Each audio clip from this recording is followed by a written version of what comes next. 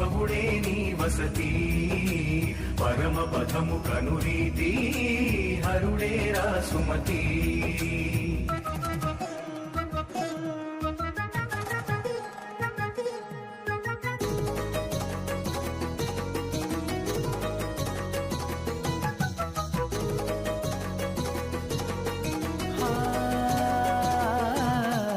ఇటు చూడు వెలిశాడు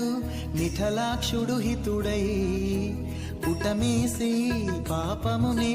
మసిచేయును నెగడై నడిచాడు గిరినేలా